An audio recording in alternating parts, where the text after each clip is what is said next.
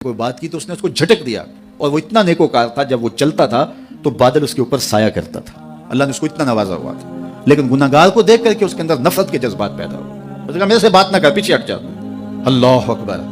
تو وہ بیچارہ بڑا رویا کہ مالک میں اتنا گناہگار ہوں کہ تیرے پاک بندے مجھے اپنے پاس بٹھانے کے لیے بھی تیار نہیں. دل ٹوٹا، شکستگی پیدا ہوئی.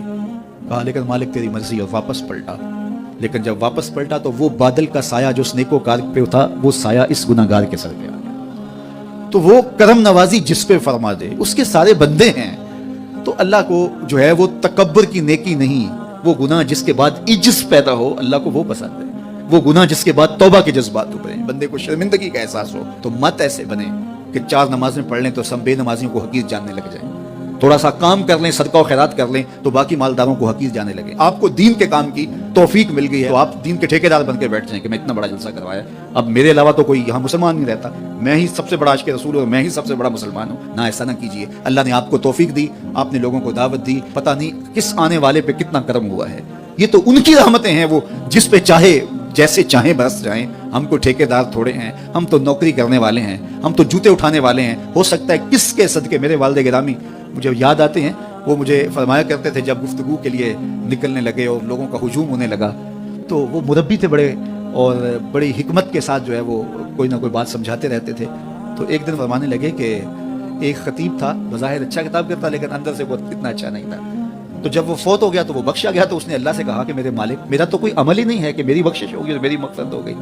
تو فرمایا کہ ہاں ہم تجھے جانتے ہیں، لیکن ایک دن تو کہیں واز کر رہا تھا، میرا ایک بندہ بیٹھا تھا، اس کو پسند آ گیا، میں نے اس کے صدقے تیری مغفرت فرمائی. اٹھ فریدا ستیا تے میلا ویکھن جا، اٹھ فریدا ستیا تے میلا ویکھن جا، وت کوئی بخشیا مل جاوے تے تو ہی بخشیا جا.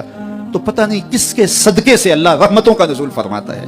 بے عمل کو دیکھ کر کے اس سے نفرت نہیں ہے، نفرت تو گناہ سے ہے، گناہگار سے نہیں ہے، لیکن کوشش کی جائے کہ یہ عمل بد چھوڑ دیں. اللہ اکبر. ایک جنازہ گزرا اور وہ جنازہ کسی غیر مسلم کا تھا، تو چشمان رحمت میں آنسو آ گئے.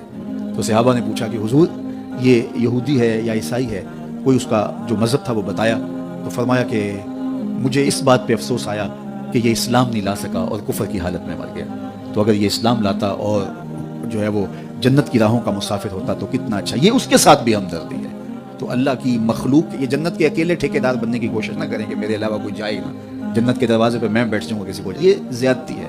میرے تو اعلیٰ حضرت نے یہ کہا تھا، ایک میرا ہی رحمت پہ دعویٰ نہیں، شاہ کی ساری امت پہ لاکھوں سلام.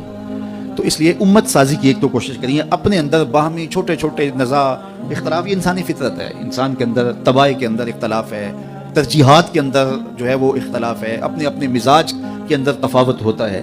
تو ایسا نہ ہو کہ چھوٹی چھوٹی باتوں سے آپ جو ہے وہ امت کو پھاڑ چیر کے رکھ دیں. نہیں، بلکہ امت کا جو تصور ہے اس کو قائم رہنا چاہیے. تو گناہ کے بعد جب انسان کے اندر ندامت کا اظہار ہوتا ہے، وہ جو آنسو ٹپکتے ہیں، بندہ اپنے آپ کو چھوٹا سمجھتا ہے، میں اتنا گناہگار، میں پاپی، میں مجرم، میں میلا اتھرو. جب وہ اپنے آپ کو دیکھتا ہے کہ میں اتنا برا شخص ہوں، تو پھر اللہ کی رحمتیں اس کے اوپر متوجہ ہوتی ہیں. تو اس کو پسند ہے کہ جب بندے اس کے حضور عاجزی کرتے ہیں، اس کے حضور معافی مانگتے ہیں، تو مت کسی کو حقیر جاننا کہ یہ گناہگار ہے، نہ جانے اس کا انجام کیا ہو.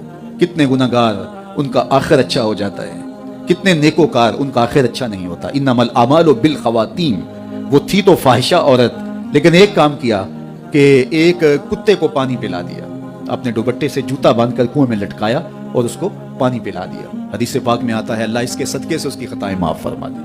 اور ایک نے بلی کو مار دیا خاتون کو، وہ جہنم کی آگ میں جلنے لگی. اس لیے کون کس کا انجام کیا ہوتا ہے. ہمارے بزرگ فرماتے ہیں کہ بچے سے پیار کرو کہ اس کے گناہ کم ہیں، اور بڑے سے پیار کرو اس کی نیکیاں زیادہ ہیں، اس کی نیکیاں زیادہ ہیں. چھوٹے سے اس لیے پیار کہ اس کے گناہ کم ہوں گے، اور بڑے سے اس لیے پیار کہ اس کی نیکیاں زیادہ ہوں گی. اور اسی طرح جو ہے وہ خیال کرو کہ ہو سکتا ہے اس کا انجام بخیر ہو جائے اور اس کا آخر کتنا خوبصورت ہو. تو مت کسی کو حقیر جانیے گا. ایک میرا ہی رحمت پہ دعویٰ نہیں، شاہ کی ساری امت پہ لاکھوں سلام. تو حضور کی امت سے پیار کرو، مخلوق خدا کو جوڑنے کی کوشش کرو. اور آقا کریم علیہ الصلوۃ والسلام نے یہ جو امت کا تصور دیا اور کہاں کہاں سے لا کے کہاں کہاں کے افراد کو ایک گروہ میں، ایک جماعت میں اور ایک امت کے اندر پرویا، ایک لڑی کے اندر پرویا.